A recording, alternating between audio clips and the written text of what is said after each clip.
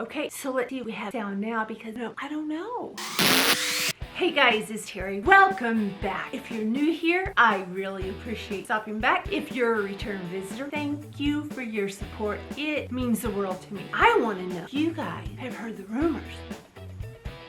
You know, that Harley Davidson is dying. I know, right? Here we have this iconic American brand. Not even really a brand. Well, it's a brand. It's a brand, okay? But this icon of America that was brought to us in 1903. Harley Davidson was started by William Harley, Arthur Davidson, Walter Davidson, and William Davidson. And it was really cool. I mean, my gosh, what a concept. In World War II, over 60,000 Harleys were sent overseas with our troops. They went into battle. When the war was over, the soldiers were allowed to keep their bikes, taking certain gear off, and they modified them, hence the name Chopper. And here we come, Harley culture. Oh yeah, baby, we're on. Something happened along the way. Harley was a publicly traded company, but it was held very close by its investors. In 1969, for some unknown reason, they decided to sell Harley Davidson to AMF. You guys know what AMF is? Come on, you've seen it, right? The American Machine Foundry, otherwise known for making bowling balls. They sold a motorcycle company to a company that made bowling balls. So from 1969 to 1981, we had pretty much the crappiest Harleys on the face of the planet. Quality sucked, the bikes sucked. Yeah, they were still a Harley, but they suck. You guys know it. You've worked on them. Come on. Well, in 1981, Von Beals and Willie G. Davidson bought the company back with about 12 other investors, if I'm remembering correctly. And they paid between $75 and $80 million to regain control of Harley Davidson. Everything, kind of sailing along, quality's picking up. Harley was back in the saddle. Harley was on top of its game. It was going great. From 2015 to February of 2020, Harley lost money year after year after year. 5 straight years they lost money. I wonder how many of you guys know this, or girls, or people. Harley in 2014 was sold, even though it's still publicly traded, it was sold to Kawasaki. I didn't know that. A little bit of a surprise there. I was on this quest to find out what are they going to do. Harley is dying. From 2015 to 2020, while it was under the supervision of Matt Levitic, he took the helm in 2015, CEO. 5 straight years, they lost money. 2014, they sell to Kawasaki. I think it was February of 2015, Matt was fired. At first it was reported that he stepped down, but no, he was fired. Stockholders were calling for the company to be sold so they could recoup some of their investment. Harley was bleeding money. I believe it was March of this year. The man that brought the company Puma back from the brink of extinction, can't say his name, but I'm going to show you his picture right here, and there it is underneath there. I think his last name is Zeitz, maybe Z-E-I-T-Z. If anyone could bring Harley back, or a company back, it would be someone that brought Puma back. You remember Puma. They took like a huge dive there. So they brought him in, and he has a plan. But before we get into what his plan is, there's some really interesting things that go into this. The customer base. Let's look at the customer base here. In 1985, the average age of a Harley customer was 27 years old. In 2003, the average age was 41. When we jump to 2018, the average age 50. We're the baby boomers. We're kind of aging ourselves out. We're aging out of the market pretty much. Yeah, I'm on the tail end of the baby boomers. Keep that in mind. You know, that I think that's one part of why Harley is having a difficult time, is because the people that it had catered to for so long, the die-hard Harley enthusiasts, you know, they have tattoos. Who's gonna have Kawasaki tattooed on their arm? I'm sure somebody is, but it's not gonna be me. The demographic that Harleys were aimed at, that they were targeting, were the baby boomers. Well, some of us are kind of getting up there and not riding anymore. So are we aging out of Harley? And these new up and coming kids don't want Harleys? The millennials, they don't want cars. From 1983 to 2018, only about 1/4 of 16-year-olds had driver's license. That was down 42%. They didn't want anything to do with it.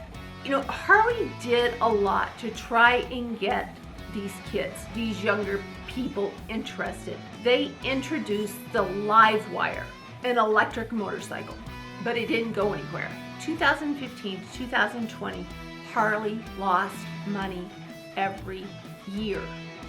That this guy that I can't pronounce, isn't Levitich, whatever, was in charge. They fired him, put the dude that saved Puma in charge, and he has a plan to bring it back. But you know what? I'm wondering, are they going to be able to do that? Harley plans on releasing its first adventure touring motorcycle. It's going to be called the Pan America 1250. It's one thing that they're getting into. You know, you see these guys that are on adventure bikes everywhere. We see people on crotch rockets. Harley has stayed right with its core audience and really hasn't, except for a few minor changes here and there, they haven't changed the demographic. They're still targeting us, and they're not really going for, well, how can you go for someone that doesn't even want a driver's license, for one thing? Here's something else that I found out. I had always wondered why Harley's, the new line, was introduced the end of summer. It made sense to me that a new line of a motorcycle would be introduced right before riding season. They're gonna do that. That's one of the things this old guy's got in his plan here. They're shifting, I'm reading from my notes here now, they're shifting annual product launch timing from August to early in the first quarter. I think that's a pretty good move right there. They're going to be streamlining their motorcycle models by about 30%. They're going to be expanding product offerings for its best-selling motorcycles. Another thing that he's going to be doing, which I don't quite get, but I do get, is they're going to be putting more of an emphasis on the products of the brand, the things that we have drawers and drawers of. T-shirts, cups, poker chips, all of those things that cost $50 for something that's, no, don't do that. Don't go that way. No. Now, I'm wondering about this. They're beginning a new marketing strategy in collaboration with Jason Momoa. Now, if that doesn't get women out buying motorcycles, I don't know what will. I'd buy a motorcycle, just saying. My daughter would buy a motorcycle for him, just saying. They want to celebrate the shared journey and the unrelenting spirit of Harley Davidson. The company is going to intensify its focus on parts and accessories. My gosh, that's something that really irritates me. Go buy a bike. First thing you do, you have to change the seat because the stock seats suck. That's where I'd be changing. I'd be changing out those seats for something a little bit more comfortable. But I do realize everyone has a different idea of comfort. So give us a choice and don't make us take that horrible seat that everyone's gonna just have sitting up in their garage for the next 15 years. Do something here, okay? And I don't know why that they have this in here, but it says, this is coming from their marketing plan, intensifying focus on parts and accessories and general merchandise business, encouraging customers to customize their entire riding experience to match their own style. Are you as stumped by that as I am? Who out there with a Harley has not customized their bike and their gear to match their own riding style?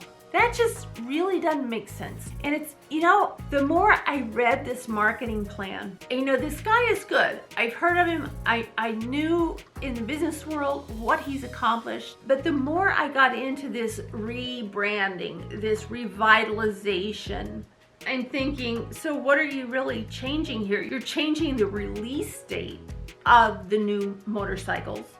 You're pushing it up to right before riding season instead of the end of riding season. Okay, good thing.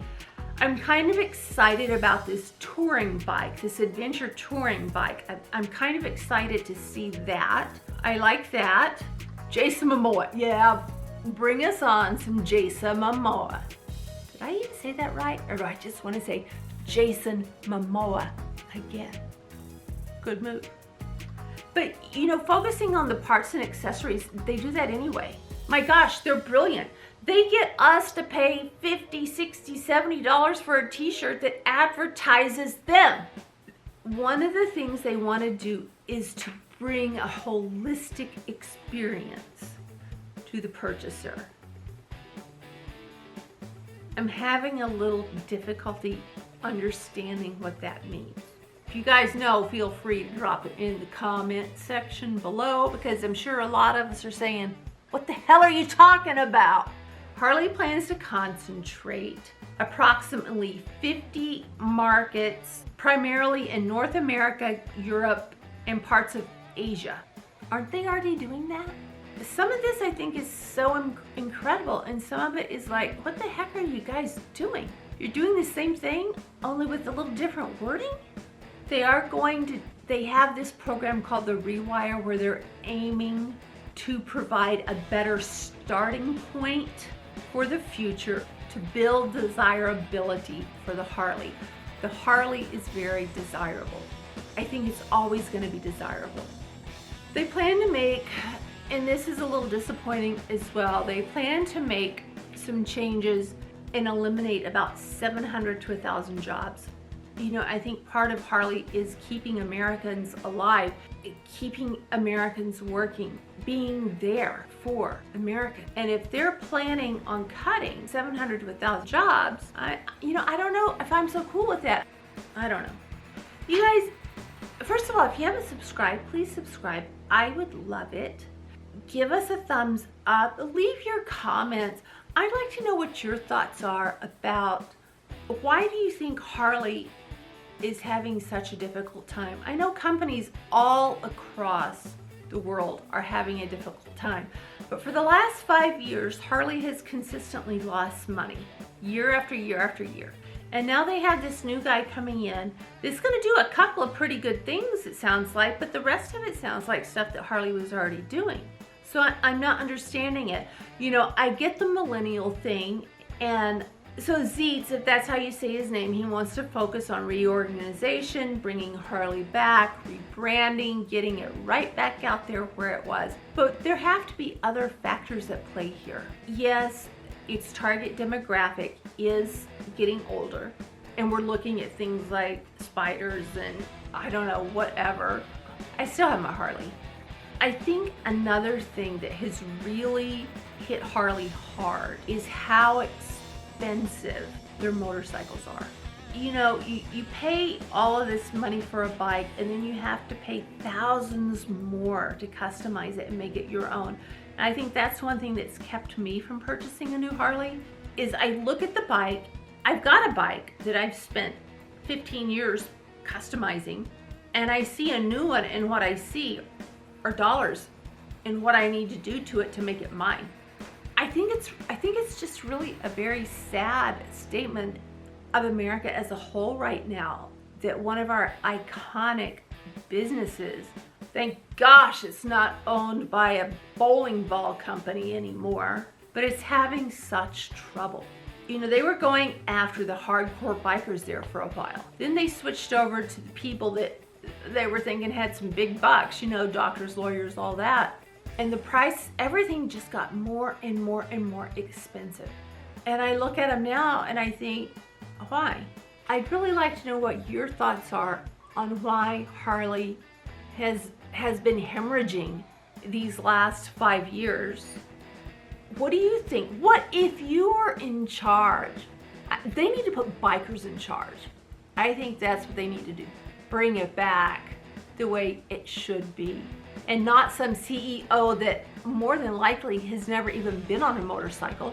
I'm sure he's gonna do a great job, hopefully. He's done great things his entire career. But you know, it's sort of like the problem we have with architects sometimes. Being out there in the field building a house, these architects draw these designs and there's always a fight. What they draw looks beautiful on paper, but it cannot be built. Not always, but a lot of times. And you go back and forth and back and forth and back and forth. These people haven't been in the field. They don't know really the basic of what the heck's going on. And sometimes I think that's what's going on with the Harley business. So Harley really needs to find its focus, and it needs to find it soon, or Harley will be a dying breed. You guys, let me know what you think. And I know this is coming from a girl. Everything is going to be fact checked, which you should fact check everything. Which you should fact check everything anyway. But I did a lot of research because, you know, it's just really disturbing to me. It's something that is such a great passion of mine. First of all, I'm not happy that it was sold to Kawasaki. I had no idea. God, I started doing my research. I don't know how many of you knew it was sold to Kawasaki. Dean, I already know you knew, I think. I hope. But yeah, you know, if I had to guess, I think their demographic, I think they're targeting wrong.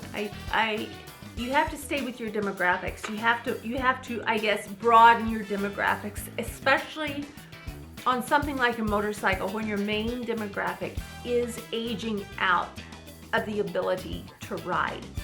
You've got to try to get those kids, and here we have a whole generation of kids that didn't even want driver's licenses. Oh my gosh, come on.